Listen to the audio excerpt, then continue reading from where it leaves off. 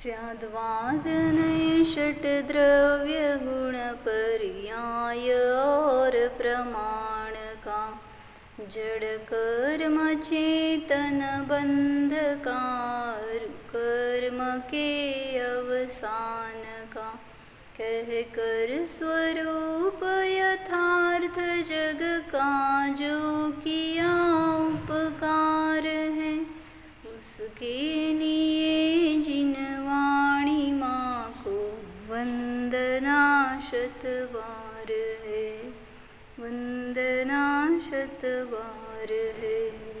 जय बोलो जिनवाणी माता की जय।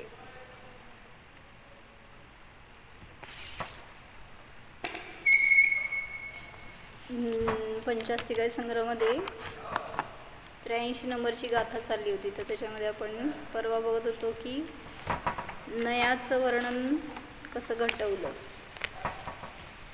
तर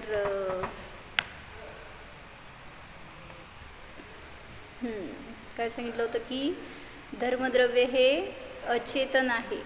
धर्मद्रव्य हे फक्त जीवनी पुद्गलाच्या गमनामध्ये सहकारी मात्र आहे, ह्याच्यापेक्षा जास्त त्याचं काही रोल नाही.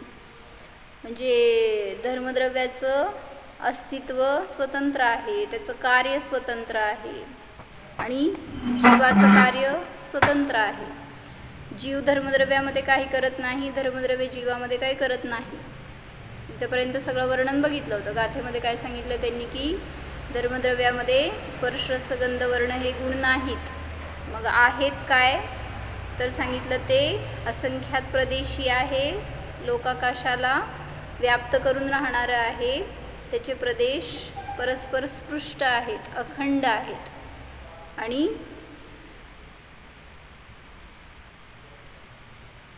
जीव पुद्गलाच्या गमनामध्ये ते सहकारी मात्र आहे असं सांगितलं होतं त्या गाथेच्या अनुसार. तर आता इथं पुढं काय सांगतायत, सिद्धांच्या ऊर्ध्वगमनामध्ये कोण निमित्त आहे असं विचारलं होतं त्या दिवशी. म्हणजे काय सांगितलं, सिद्धांना निर्वाण झालं हे कुठल्या नयामध्ये लावणार, सिद्धांना निर्वाण झालं असं म्हटलं तर त्या दिवशी आपण बघितलं होतं सगळं. आता तुम्हाला सगळे नाही समजले तर आता तुम्ही सांगा.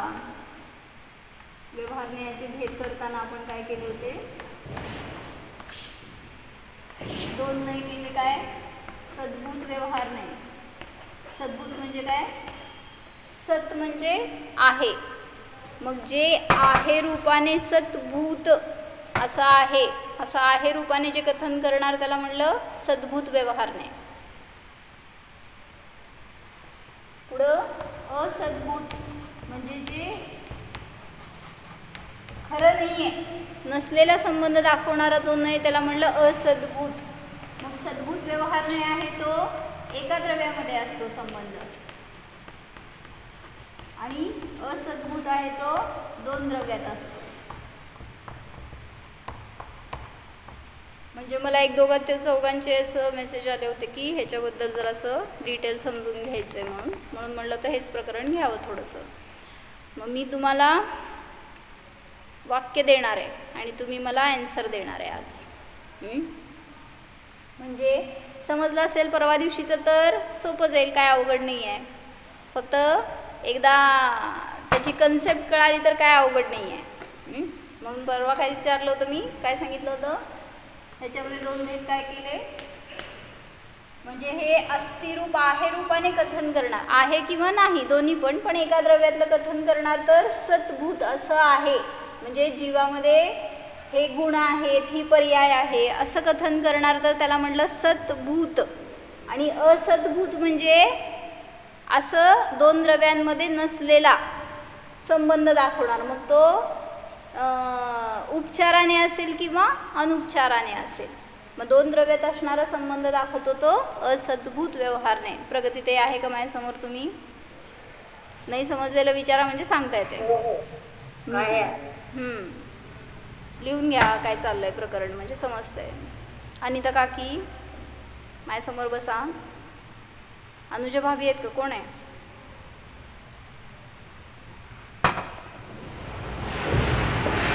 सद्भूत व्यवहारणे यामध्ये काय लावलं होतं पुढे आपण? अनुपचारित सद्भूत व्यवहारणे म्हणजे काय? म्हणजे उपचार न करता एका द्रव्यामध्ये असलेला संबंध दाखवतो त्याला म्हणायचं अनुपचारित सद्भूत व्यवहारणे. उपचार न करता म्हणजे खोटं नाही आहे त्याच्यामध्ये, काय वास्तविक आहे, ते आरोपित नाही आहे, त्यांचा संबंध असतो तो रिअल आहे. फक्त भेद रूपाने केले म्हणून व्यवहार. व्यवहार नाही याला कशाला म्हणायचं? व्यवहार नाही घेतलं होतं आपण अनेक वेळा हे बी अधिक अव अधिक रू. रू म्हणजे रूहर म्हणजे भेद करणे. बी अवरू म्हणजे काय? विशेष रूपाने चोहोबाजूने. रूहर म्हणजे भेद करणे. विशेष रूपाने चोहोबाजूने. हर म्हणजे रू म्हणजे हर, रूचा हर झाला आणि व्यवहार असं त्याचं रूप झालं. मग व्यवहार म्हणजे काय? चोहोबाजूने विशेष रूपाने भेद रूपाने कथन करणं त्याला म्हणायचं व्यवहार. मग कुठल्या द्रव्यामध्ये व्यवहाराचे हे दोन भेद करत असताना सद्भूतमध्ये एका द्रव्यात असलेला भेदरूप कथन सांगणार त्याला सद्भूत व्यवहार म्हणायचं. आणि दोन द्रव्यातलं नसलेला संबंध दाखवणार अभेद करून सांगणार तर तिथं झाला तो असद्भूत व्यवहार नाही. समजते? तर काय सांगितलं? अनुपचारित सद्भूत व्यवहार नाही. काव्या तुमच्यासाठी चाललंय. ज्याला जरा असं माहीत नाही आहे त्याच्याबद्दल जरा असं डिटेल घेऊ म्हणून म्हणलं होतं हे प्रकरण चालू आहे. तर इथं काय घेतलं? अनुपचारित सद्भूत व्यवहार नाही. शक्य असतं तर माझ्यासमोर बसा म्हणजे मला सांगता येते. रोहिणी काकी थोडंसं बेसिक घेऊ आपण म्हणून एका ठिकाणी बसून जरा असं थोडं लावा नाही काय ते समजण्यासाठी. काव्या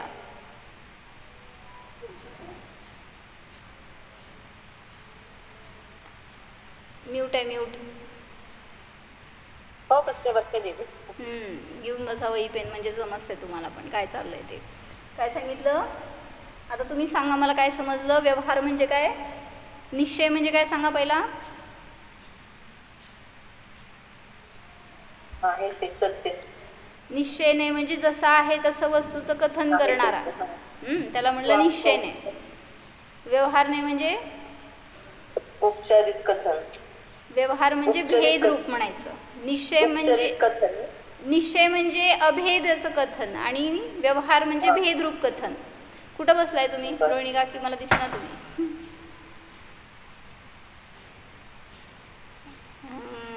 मागचं लाईट आहे तिकडं त्यामुळे तुम्हाला दिसेना तुम्ही कुठे आहे. त्याच्यावर टाकली आहे चटई. असे नका. काय कळलं?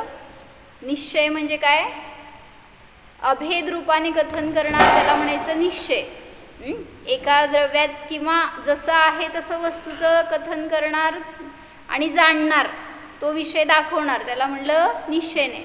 आणि व्यवहारने म्हणजे काय? विधीपूर्वक भेद करत जाणं, भेद करून कथन करणार त्याला म्हणायचं व्यवहारने. तर इथं निश्चयने आणि व्यवहारने याचं कथन करत असताना सांगतायत निश्चयाचे भेद काय झाले. निश्चयामध्ये कुठले कुठले भेद आहेत निश्चयने? यात परम शुद्ध निश्चयने, एक देश निश्चयने, साक्षात शुद्ध नाही. निश्चयने अभेद असतो. निश्चयने यामध्ये कुठलेही भेद नसतात. निश्चयाचे भेद नाही आहेत. हे अशुद्ध निश्चयने वगैरे हे सगळे व्यवहाराचे भेद आहेत. नाव फक्त टाकले त्यांनी निश्चय म्हणून पण तो निश्चयाचा भेद नाही आहे. निश्चयाचे भेद होत नाहीत ना, अभेद आहे. निश्चय हे अभेद आहे. व्यवहारा जिथं पण भेद येणार तिथं व्यवहार आहे समजून घ्या. म्हणजे जिथं अभेद आहे तिथं निश्चय नाही आहे आणि जिथं भेदरूप आलं तर तिथं व्यवहार नाही झाला. तुम्हाला हे कन्सेप्ट पहिल्यांदा कळाले तर मी पुढे वाक्य विचारणार आहे त्याचे न लावता येतील. काय नाही समजलेलं विचारा म्हणजे परत सांगता येईल मला. नाहीतर जेव्हा तुम्ही नाही लावणार कुठल्या एखाद्या गोष्टीमध्ये तर तिथं कन्फ्युज होत आहे. म्हणून सांगितलं सद्भूत म्हणजे काय? एका द्रव्यामध्ये असलेला संबंध सांगणार तो झाला सद्भूत. मग ते गुणातला असेल किंवा पर्यायातला असेल, द्रव्य आणि गुणाचा संबंध असेल किंवा द्रव्य आणि पर्यायाचा संबंध असेल, तर तो झाला सद्भूत व्यवहार नाही. काय म्हणायचं? अनुपचरित सद्भूत व्यवहार नाही किंवा उपचरित सद्भूत व्यवहार नाही. आता तसंच लावलं इथं पॉइंट असद्भूत मध्ये. अनुपचरित असद्भूत व्यवहार नाही आणि उपचरित असद्भूत व्यवहार नाही. काय सांगितलं होतं? अनुपचरित असद्भूत म्हणजे काय? अनुपचरित असद्भूत व्यवहार नाही म्हणजे जीव कर्म प्लस द्रव्य कर्म. म्हणजे दोन द्रव्यामध्ये नसलेला संबंध दाखवणार, तो पण आरोपित नसलेला, म्हणजे उपचरित नसलेला. म्हणजे म्हणायचं काय? एक क्षेत्रावगाह रूपाने ज्याचा संबंध आहे तो आला इथं अनुपचरित असद्भूत व्यवहार नाही यामध्ये. त्यामुळे इथं घेतलं होतं काय आपण? उदाहरण होतं हे. जीव आणि द्रव्य कर्म म्हणा, अणुकर्म म्हणा किंवा शरीर म्हणा, त्यांचा संबंध घेतला तर अनुपचरित असद्भूत व्यवहार नाही. कारण काय? कारण त्यांना तेवढ्या पर्यायापुरता आपण वेगळं करू शकत नाही. जोपर्यंत तुम्ही या शरीरात आहे तोपर्यंत एक रूपच आहे, जीव आणि शरीर. त्यामुळे तिथं त्यांचा संबंध दाखवणार तो आरोपित नाहीये. जसं बाहेरून आरोपित कथन काय? हे घर माझं, ते वेगळं राहू शकतं. त्यांचे प्रदेश सर्वथा भिन्न रूप राहू शकत नाही. त्यांना घेतलं अनुपचरित सद्भूत मध्ये. कळलं? काय समजलं? बोला प्रगती, काय समजलं? ज्यांचे प्रदेश सर्वथा भेदरूप नसतात, एक क्षेत्रावगाह रूपाने दोन द्रव्य राहतात, तेव्हा त्यांचा संबंध दाखवणार अनुपचरित असद्भूत व्यवहार न्यायामध्ये. आणि जेव्हा सर्वथा भिन्न आहेत, ते राहू शकतात एकमेकांशिवाय, तरी सुद्धा त्याला जसं की इथं नो कर्माचं नो कर्म म्हणा. काल परवा जसं दाखवलं होतं आपण, नो कर्माचे नो कर्म. त्यांचा संबंध इथं घेतलं तर जसं माझं घर आता सांगितलं, असं कमी घर आणि मी वेगळं वेगळं राहू शकतो, पण मी आणि शरीर वेगळं वेगळं राहू शकत नाही. त्यामुळे त्यांचा संबंध म्हणजे सर्वथा भिन्न प्रदेश आहे ते उपचरित आणि एक क्षेत्रावगाह ते अनुपचरित. हा, म्हणजे तेच की त्या पर्यायापुरतं त्यांना सर्वथा तुम्ही भेदरूप करू शकत नाही. त्यांचा संबंध जो झाला सांगितला तो म्हणायचा अनुपचरित असद्भूत व्यवहार नाही. आणि जे सर्वथा आहे त्यांचं अस्तित्व टिकू शकतंय, ते भिन्न भिन्न राहू शकतात, त्यांचे प्रदेश सर्वथा वेगळे आहेत, तर त्यांना म्हणायचं उपचरित असद्भूत व्यवहार नाही.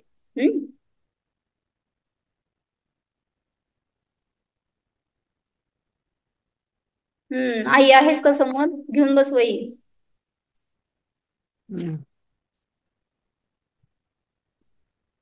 व्हिडिओ ऑन ठेव. दीपाली भाभी जॉईन झाले नाहीत आज. सांग जरा राणी. ते प्रवासात आहेत ते. पोचले म्हणले मला. खरं बहुतेक ते सेटिंग चालली असं काय तर म्हणले मला. ते थोडस बिझी आहे म्हणले ते. बर ठीक आहे. कॉल वगैरे. बर, कळलं का काय सांगितलं मी? काय ह्याच्यात समजलं नसेल विचारा. उपचरित असद्भूत सांग. उपचरित असद्भूत मध्ये काय घेतलं? दोन द्रव्य जे सर्वथा भिन्न भिन्न आहेत, तरी पण त्यांना आपण माझं म्हणणं किंवा त्यांचा संबंध जोडणं, ह्याला म्हणायचं उपचरित असद्भूत व्यवहार नाही. म्हणजे त्यांचे प्रदेश भिन्न आहे, त्यांचं सत्ता अस्तित्व सगळं भिन्न भिन्न आहे. इथं पण भिन्न आहे ऍक्च्युली. मग का बरं त्यांना ह्याच्यात घातलं? जीव आणि शरीराचे प्रदेश वेगळे वेगळे काय एक आहेत?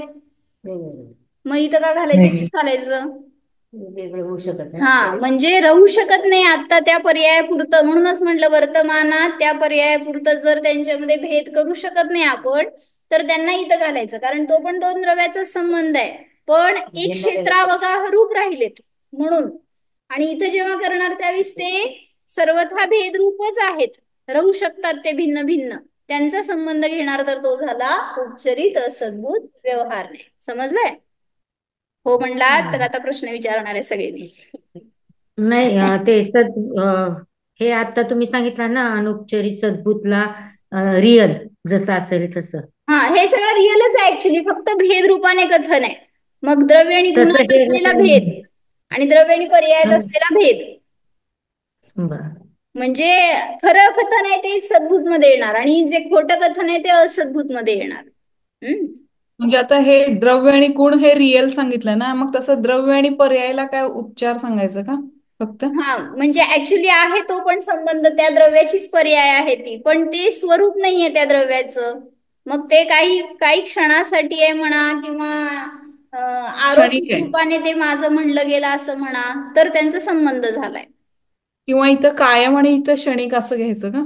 असं म्हणूनच तिथं हम्म. आपण लावलं होतं ना दोन प्रकारांनी. काय इथं लावलं होतं, कुठला संबंध सांगा? अनुपचरित सद्भूत व्यवहारण्यामध्ये नित्य तादात्म्य संबंध असतो. उपचरित सद्भूत व्यवहारण्यामध्ये अनित्य. अनित्य तादात्म्य संबंध असतो. हम्म. रोहिणी काकी, अनुपचरित सद्भूत व्यवहारण्यामध्ये कुठला संबंध आहे? एक क्षेत्रावगाह. बरोबर, इथं एक क्षेत्रावगाह संबंध येतो. आणि उपचरित सद्भूत मध्ये कुठला येतो संबंध आई? उपचरित सद्भूत व्यवहार न्यायामध्ये कुठला संबंध येतो सांगा काव्या? संबंध, नेय न्यायिक संबंध, निमित्त नैमित्तिक निमित्त संबंध. नैमित्तिक. ते सगळे इकडे येणार. म्हणून चारही संबंध समजले तर त्यांच्यामध्ये भेद पण कळतो.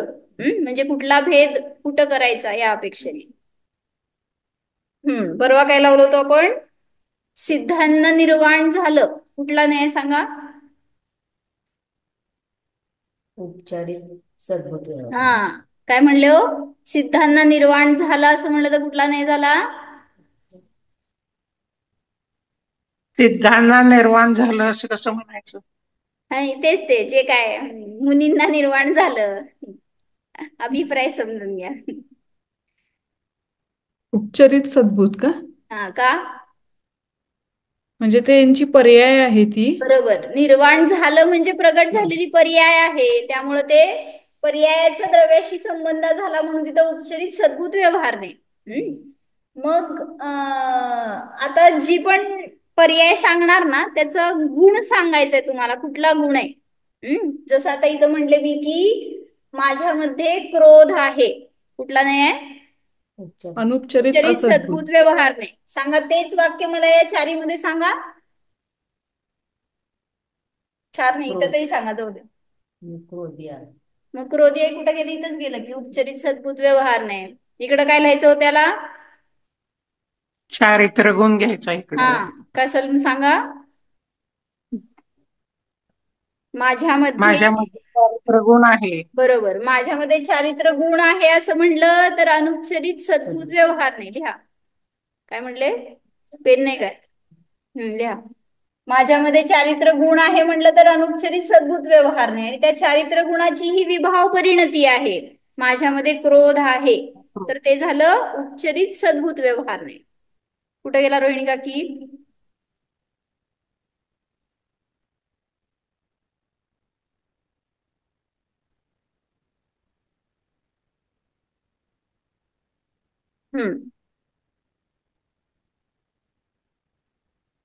हे जीवामध्ये असं सांगितलं आपण, असं घडतं म्हणून.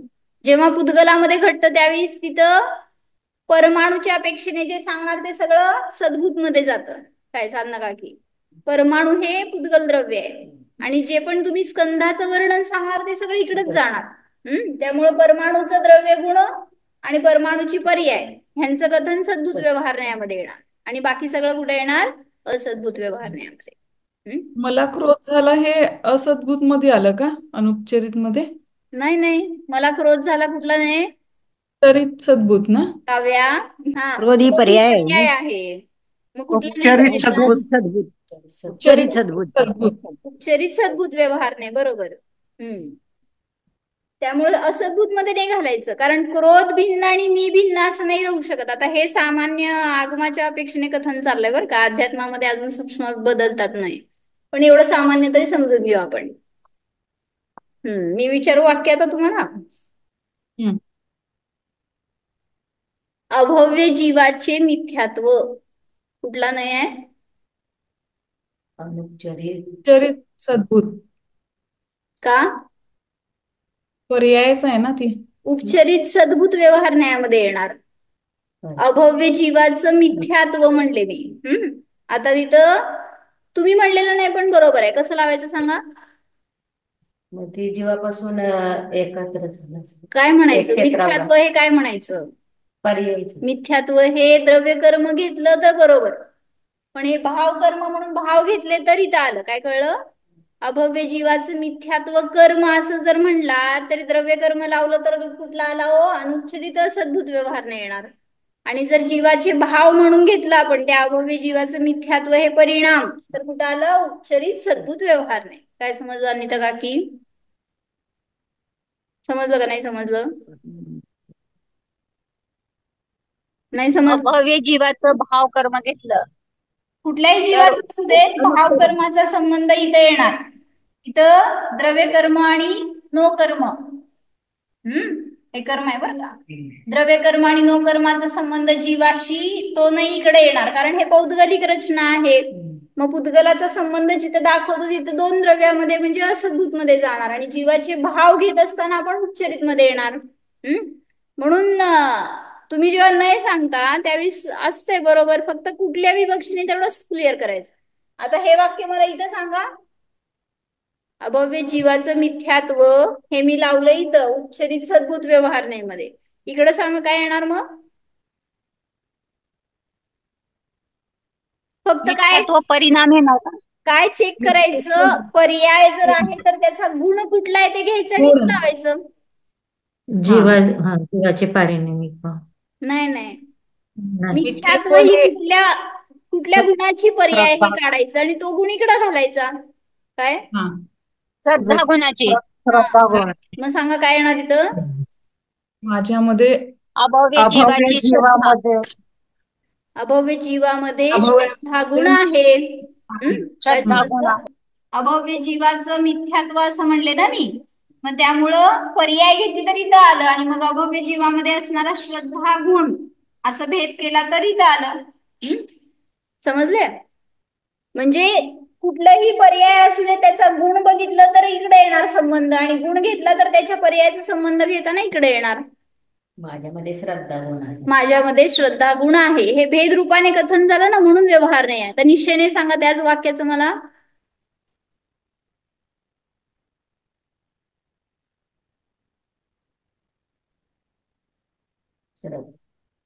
हम्म श्रद्धा गुणवाला श्रद्धा गुणवाला आहे. श्रद्धा बरोबर. गुणवाला आहे. श्रद्धा श्रद्धा गुणाने गुणवाला जीव असं म्हणलं तर ते निश्चयने झाला. मग भले तो अभव्य असू दे नाही तर भव्य असू देत, गुण त्याच्याकडे समान आहेत. लिहा हे सगळं, तुम्हाला समजणार नाही त्याशिवाय. काय म्हणले? अभव्य जीवातील श्रद्धा गुण म्हणल्यावर हा नाही का झाला राणीताई? का झाला हा नाही? परामध्ये आहे तो, आपल्यामध्ये नाहीये. नाही रे बाबा, श्रद्धा गुण माझ्यातच आहे की.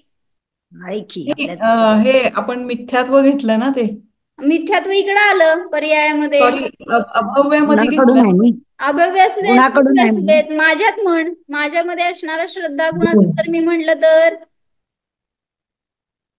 गुणाकडून कथन म्हण सद्भूत मध्ये. हा, म्हणजे गुणांचं भेदरूप कथन म्हणायचं, म्हणून तो व्यवहार नाही झाला. हा निश्चय नाही का नाहीये? कारण भेदरूप केला म्हणून. मग श्रद्धावाला जीव म्हणत असताना निश्चय नाही झालाय तो. समजताय काय सांगितलंय? म्हणजे जेव्हा अखंड द्रव्याचं कथन करतो गुणांच्या द्वारे तर ते झालं निश्चयने, आणि जेव्हा त्या गुणांना भेद करून सांगतो, पर्यायाला भेद करून सांगतो, त्यावेळेस तो व्यवहार नाही होतो.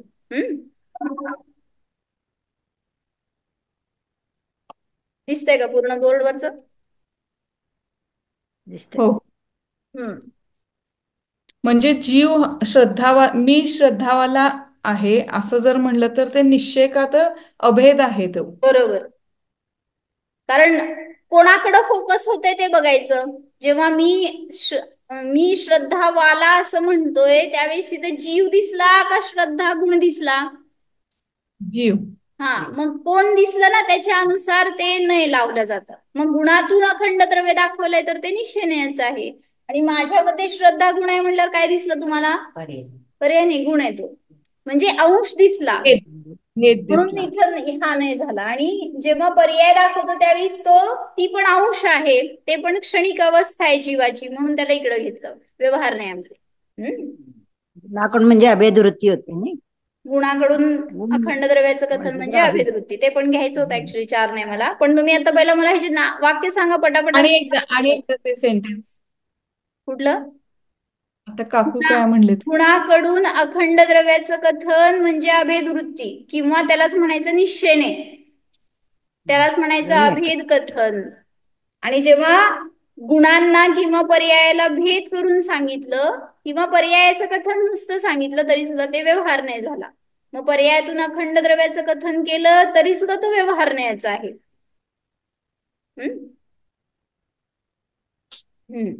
आता मी वाक्य सांगू, तुम्हाला नाही सांगायचंय? ते अभेद वृत्ती म्हणले ना का अभेद काय अभेद वृत्ती मी सांगते, ते 4 नाही पण घ्यायचे आहेत. हे झाल्यावर ते बघू आपण काय तर. फक्त निश्चयने याला ते नाव आहे दुसरं, अभेद वृत्ती म्हणून. मला सांगा, स्वसंवेदन परिणत जीवाचे सुख कुठला नाही? स्वसंवेदन परिणत जीवाचे सुख आपल्याला गाथेत आलंय ना, म्हणून ते टीकेमध्ये आलेलं तेच वाक्य घेतलंय.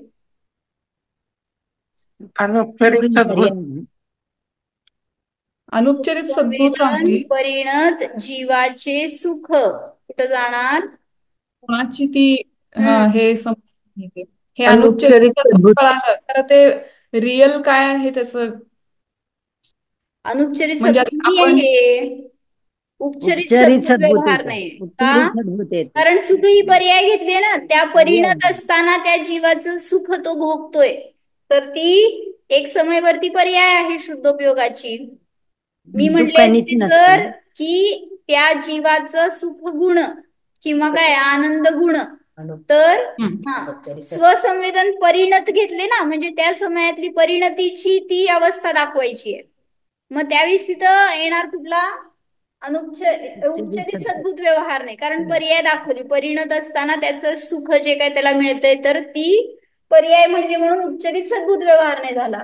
आणि जेव्हा अनुपचरित सद्भूत व्यवहार नाही सांगतो त्यावेळेस कसं येणार ते वाक्य? मी स्वसंवेदनवाला आहे. नाही, स्वसंवेदन परिणत जीव. स्वसंवेदन आहे. नाही, स्वसंवेदन हे गुण आहे का पर्याय आहे? पर्याय आहे. स्वसंवेदन म्हणजे स्वतःचं वेदन करणं, हे पर्याय आहे. मग जीव का सुख गुण? जीवाचं सुख गुण, आणि मग ते जाणत असताना परिणत झाला म्हणून स्वसंवेदन परिणत जीवाचं सुख असं म्हणतं. मग त्या पर्यायाचं कथन झालं म्हणून तो उपचरित सद्भूत व्यवहार नाही झाला. ठीक आहे, निश्चयने सांगा. सुखी जीव, सुखवाला जीव. सुखी जीव म्हणजे सुखवाला. सुखी म्हणजे पर्याय पण येईल, पण सुख गुणवाला जीव म्हणायचं. असं सगळीकडनं उड्या मारलात ना तर तुम्हाला लवकर कळत आहे. आणि असं उड्या मारून मारूनच शिकावं लागतं, नाही तर काय उपयोग नाही. पुढचं वाक्य सांग. जीव काय म्हटले? सुखवाला जीव काय म्हटले? सुखवाला जीव कुठला नाही येणार सांग? निश्चय नाही. बरोबर आहे, कारण सुख हे गुण आहे आणि त्या गुणातून अखंड द्रव्य घेतलं तर निश्चय नाही झाला. उद्गलाचे स्पर्श रस गंध वर्ण. प्रगती ते बोला. उपचरित असद्भूत. आता अनुपचरित असद्भूत. अनुपचरित काय प्रगती ते सांगा? उद्गलाचे स्पर्श रस गंध वर्ण कुठला गुण? कुठला नाही? सगळे मिळून सगळे नाही सांगू नका मला. काय दीदी तुम्ही गुण म्हणला तर ते अनुपचारित सद्भूत झालं, आणि तुम्ही जर पर्याय म्हणला तर पर्याय म्हणलंच नाही मी. गुण पण म्हणला नाही. स्पर्श रसगंध वर्ण गुण, स्पर्श रसगंध वर्ण अनुपचारित सद्भूत व्यवहार नाही, कारण गुण आहे ना. मग माझे गुण असू देत नाही तर पुद्गलाचे गुण असू देत, त्यांचा माझ्याशी संबंध लावला मी तर इथं येणार आहे. काय राणीताई? जर जीवाचा आणि त्या पुद्गलांचा संबंध लावला तर इकडे येणार आहे. पण पुद्गलाचं पुद्गलामध्येच सांगितलंय ना, पुद्गलाचे स्पर्श रसगंध वर्ण गुण हे जर मी भेद करून सांगतेय तर ते इथंच येणार. बरोबर आहे. अनुपचरित सद्भूत मध्ये येणार. आणि आता निश्चय सांगा त्याचं. स्पर्शगंध वर्णवाला पुद्गल. बरोबर. स्पर्श गुणवाला पुद्गल द्रव्य. मला सांगा, लाल पुद्गल कुठलं नाही झाला? लाल ओढणी. आणि उपचरित असद्भूत. उपचरित असद्भूत. आता काय भिन्न करतो ते ना, ओढण्यानं. लाल उपचारित सद्बुत ओढणी एवढंच म्हणलंय मी. काय म्हणले अनिता काकी? उपचारित लाल ओढणी सद्बुत घेऊन बसलाय. कुठला नाही? उपचारित सद्बुत हा उपचरित एकद्रव्य सद्बुत. सद्भूत का? गुण रंगही आता हे पर्याय स्थूल आहे. बर का, कारण तुम्ही स्थूल लावा, कारण हा परमाणु हा इथं येत असतं, नाहीतर सगळं तिकडच जात आहे. पण स्थूल आता हा समजण्यासाठी म्हणून, नाहीतर ते कुठं स्कंद आलं आहे ओढणी म्हणजे, मग त्यामुळे ते इकडच येणार. हा पण आता एक गुण आणि पर्याय लावतोय म्हणून म्हणलंय हे इथे हम्म, समजण्यासाठी. हा लाल रंग म्हणा, जाऊ दे. कुठं हा आला? हा. चरित सद्भूत उप- व्यवहार नाही. सद्बुत. हा ती बरोबर. ओढणी कुठं आलं म्हणली? हं? लाल रंगाची ओढणी असं म्हणलं ना आता. मग ते ओढणी म्हटलं तर स्कंद झाला ना तो, त्यामुळे ते असद्भूत मध्ये येणार ऍक्च्युली. पण ते एवढं डिटेल नाही तुम्हाला मला सांगायचं, फक्त पहिल्यांदा सामान्य समजून घ्या. जेव्हा परमाणूचं लावणार ना, त्यावेळेस ते गुण आणि पर्यायाचं इथे येणार आहे, आणि स्कंदांचं सगळं वर्णन इकडे येणार आहे ऍक्च्युली. पण आता एक समजण्यासाठी म्हणून आपण काय सांगितलं, की त्या द्रव्याचा गुण रंग गुण घेतला तरी ते येणार, आणि त्या रंगगुणाची पर्याय लाल घेतली तरी ते येणार. जर ते परमाणूचा लाल रंग म्हणा, परमाणूला लाल रंग असतो का? नाही हा का? म्हणजे अयो नाही का? उपचार केला एवढे सूक्ष्म परमाणु. अहो असतो की, आता काय परमाणु शास्त्र बदलू का काय मी हा तुमच्यासाठी? परमाणूला रंग असतो की. असतो की, रंगगुण आहे हा परमाणूमध्ये, मग कुठली हा पर्याय स्पर्श असेल त्याची? स्पर्श रसगंध वर्ण सगळे गुण आहेत परमाणूमध्ये, पण आहे. मग त्याची कुठलीही पर्याय असू शकते त्यावेळेस. बरं मला मग ते सांगा आता. लाल लाल रंगाची ओढणी जे सांगितलं ना, ते उपचरित असद्भूत मध्ये आलं ना? नाही, मी तेच म्हटले की तुम्हाला आता, ढोबळ समजून घ्या, ढोबळ. स्कंदांचं वर्णन इकडंच येतं ऍक्च्युली, पण ते नाही शिकायचं आता, कन्फ्युजन होईल तुमचं. म्हणून म्हणले उपचरित सद्भूत का म्हणले, पर्यायाचं कथन आहे म्हणून इथं लावा. स्कंद आणि परमाणू थोडा वेळ आपण गौण करू. त्यामुळे इथं लावलं काय, त्या परमाणूचं म्हणा, जाऊ दे ओढणी कट करा. परमाणूची लाल पर्याय असं म्हणलं तर उपचरित सद्भूत व्यवहार नाही. आता मी एक वाक्य सांगणार आहे, ते तुम्ही चुकणार आहे, मी 100% सांगते. कुठला नाही सांगायचं तुम्हाला. काय? माझ्यामध्ये अनंत गुण आहेत. उपचारित सद्बुत. अनंत गुणवाला मी असं झालं का? निश्चय झालं. माझ्यामध्ये अनंत गुण आहेत. वाक्य का बदलायला मला नाही सांगायचं फक्त तुला. अनुपचरित सद्बुत व्यवहार नाही. अनुपचारित सद्भूत का का? मग गुण आहे नी. होय ना. हम्म. मग अनंत आहे ते कुठं सांगते मी? अनंत आहे तरी आकडा सांगितला ना अनंत. हा, म्हणजे भेद केलं हे म्हणायचं. भेद हा केला म्हणून अनुपचरित सद्भूत व्यवहार नाही. माझ्यामध्ये अनंत गुण आहेत असं म्हणताना भेदरूप कथन केलं म्हणून हा नाही सांगितला. अनंत गुणवाला मी म्हटलं असतं तर उपचारित निश्चय नाही झाला असता. निश्चय नाही. निश्चय नाही. म्हणूनच तिथं अनुपचरित सद्भूत व्यवहार नाही का म्हटलं, कारण द्रव्य दिसलं नाही तुम्हाला, अनंत गुण आहे तिकडे दृष्टी गेली आहे तुमची. म्हणजे मग ते म्हणजे भेदरूपच झालं, म्हणजे व्यवहार झाला. म्हणून जसं कथन करतो त्याच्या अनुसार नाही बदलतात. आणि हे सगळं कशासाठी शिकायचं, की तुम्ही जेव्हा ध्यानामध्ये विषय घेता त्यावेळेस तो निश्चयाचा विषय असेल तरच अनुभूती होणार आहे. जर व्यवहाराचा विषय घेतला, भेदरूपाने कथन केला, तर तो अनुभूतीचा विषय नसतो. म्हणूनच माझ्यामध्ये ज्ञान गुण आहे, माझ्यामध्ये चारित्र्य गुण आहे, असं ज्यावेळेस तुम्ही कथन करणार ना, त्यावेळेस तिथं फक्त अंशाकडे गेलाय तुमचं दृष्टी. ज्ञान गुणवाला मी असं म्हणताना अनुभूती होणार आहे. समजतंय काय सांगितलं? म्हणजे अखंड द्रव्याचा विषय बनवलात आपण, आणि तो पण स्वभाव रूपाने, तरच तिथं आपल्याला शुद्ध आत्म्याचा अनुभव होऊ शकतो. नाहीतर मग पर्यायाकडून बघायला गेलं तर क्रोधी जीव म्हणत असताना पण ऍक्च्युली अखंड द्रव्याचं कथन आहे. काय दिसलं तुम्हाला? क्रोधी जीव म्हणताना क्रोध दिसला का जीव दिसला? जीव जीव. जीव दिसतो. जीव दिसला. मग ते निश्चय न्यायचंय का व्यवहार न्यायचंय कथन? आहे निश्चय न्यायाचा खरं तो व्यवहार नाही. ते विपरीत निश्चय आहे. न्यायामध्ये असलेलं कथन व्यवहार असलेलं नाही. नसलेलं. क्रोध क्रोध अशुद्ध हे निश्चय जीवाचा नाही. स्वभाव आहे का? अशुद्ध निश्चय नाही. हा, म्हणजे व्यवहार नाही आहे तो, हा निश्चय हा. नाही आहे. जेव्हा आपण क्रोधी जीव सांगितलं तर तिथं तो भेद ऍक्च्युली पर्याय करून केलाय जरी कथन, तरी सुद्धा ते अखंड असेल तरी सुद्धा ते व्यवहारच आहे, ते निश्चयने नाहीये. म्हणून सांगायचंय काय, ही की विभाव पर्याय आहे म्हणून का? कुठलीही पर्याय असू देत, पर्यायाचं कथन आलं की व्यवहारामध्येच जाणार. निश्चयामध्ये पर्याय नसते. का का अभेद आहे ना ते. निश्चयामध्ये पर्याय नसते का? द्रव्य येते, अखंड द्रव्य घेतोय आपण. असू दे की मग काय झालं. पर्याय म्हणजे की व्यवहार. पर्याय ही क्षणिक असते. पर्याय हा जीवाचा स्वभाव नसतो आणि निश्चयामध्ये स्वभावाचं कथन येतं. म्हणून सांगितलं गेलं की जिथं कुठं पर्यायाचं अंश रूपाने कथन करा, नाहीतर अखंड रूपाने कथन करा पर्यायाकडून, तरी सुद्धा ते सगळं व्यवहार न्यायामध्येच जाणार. म्हणून पर्यायाला विषय करू नका. जेव्हा मी अनुभूती करतोय, म्हणून आपण जेव्हा अनुभव करतो ना किंवा ध्यान करतो त्यावेळेस हे सूत्र नाही सांगितलं जाणार. काय मी सम्यक दृष्टी आहे, कुठला नाही सांगा. सद्भूत, औपचारिक सद्भूत. हा, औपचारिक सद्भूत व्यवहार नाही, तो व्यवहार न्यायाचा विषय आहे, निश्चय न्यायाचा विषय नाहीये. म्हणून सांगितलं गेलं जेव्हा विषय बनवतो ना आपण ध्यानाचा, त्यावेळेस तिथं अभेदाकडून म्हणजे गुणाकडून जे अभेद रूपाने राहतात अशा त्या गुणांकडून द्रव्याचं कथन केलं तर तिथं निश्चय नाही झाला. अन्यथा सगळा व्यवहारच आहे, समजून घ्या. म्हणून तुम्ही व्यवहाराला सोडत नाही, म्हणून आत्म्यापर्यंत, म्हणून निश्चयापर्यंत पोहोचत नाही. जीव का क्रोध म्हटलं तर ते उपचारिक सद्भूत झालं ना. बरोबर. मध्ये क्रोधी जीव अशुद्ध निश्चय नाही, पण तो पण एक टाईपचा व्यवहारच झाला असं. हा, इथंच घालायचं. आता या 4 न्यायामध्ये घालायचं तर उपचारिक सद्भूत मध्येच घालणार. म्हणजे तो माझ्या अनुभूतीचा विषय नाही. म्हणून सम्यक दृष्टी आहे असं म्हणण्यापेक्षा काय म्हणायचं मग ध्यानामध्ये? श्रद्धा गुणवाला मी असं म्हणलं तर तिथं श्रद्धा गुणातून अखंड द्रव्य घेतलं तर तो निश्चय नाही झाला. आणि जेव्हा त्याची पर्याय सांगतो त्यावेळेस ते सगळे व्यवहारामध्ये जाणार.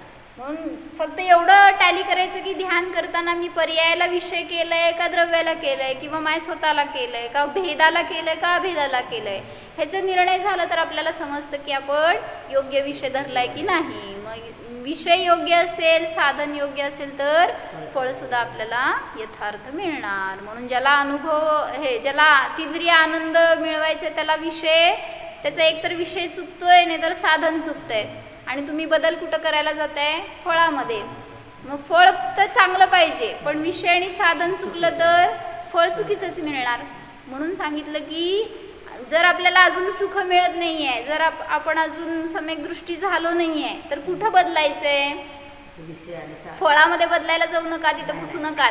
विषय चुकलाय समजून घ्या, नाहीतर साधन तरी चुकलंय. मग तुम्ही आज सकाळीच मी काय ऐकलं की इंद्रिय ज्ञानातून तुम्ही अतिंद्रिय विषयाला पकडायला जाता, म्हणून त्या इंद्रियांचं इतकं वर्चस्व झालंय ना आपल्यावर की आपल्याला असं वाटतं की मी इंद्रिय ज्ञानाशिवाय जगूच शकत नाही. म्हणून त्यांनी म्हटले ध्यानामध्ये हा विषय घ्या की इंद्रिय ज्ञानाशिवाय मी जगू शकतो, हा कॉन्फिडन्स आणा. म्हणून तुम्हाला ध्यानाला बसल्यावर लवकर सोडावं वाटतंय. का? कारण इंद्रिया त्यावेळेस काम करत नाही आहेत ना. मग मी अस्वस्थ व्हायला लागतं, मग काहीतरी परत बघायचंय, ऐकायचंय, बोलायचंय, म्हणजे काय झालं पुन्हा इंद्रिय प्रवृत्ती सुरू झाली. म्हणून सांगतायत की असं मग ते मी ऐकल्यावर ध्यानाला बसले होते म्हणून की खरंच इंद्रियांशिवाय जगू शकतो का नाही आपण? का सतत इंद्रियांच्याच व्यापारामध्ये? मग एकतर इंद्रियांचा नाही तर मनाचा व्यापार, बाकीचं दुसरं काय आपल्याकडनं होतच नाही, म्हणजे अतिंद्रिय प्रवृत्तीच नाही आहे.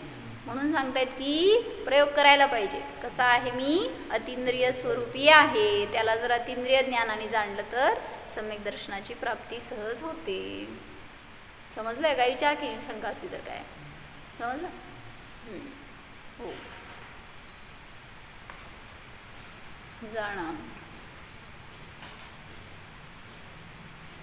अतिंद्रिय स्वरूपी शुद्ध आत्मा जाणा. पहा, या आत्म्यामध्ये भेद नाहीत, अंश नाहीत, खंड नाहीतच. हा मी आत्मा तर अभेद अखंड आहे, अक्षय स्वरूप आहे, अनादि अनंत आहे.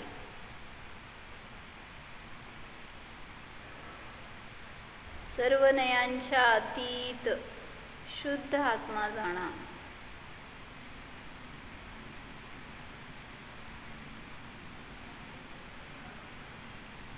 नय पक्षातीत स्वरूप आहे जाणा, मी अभेदच आहे, आहे आहे आहेच. ओ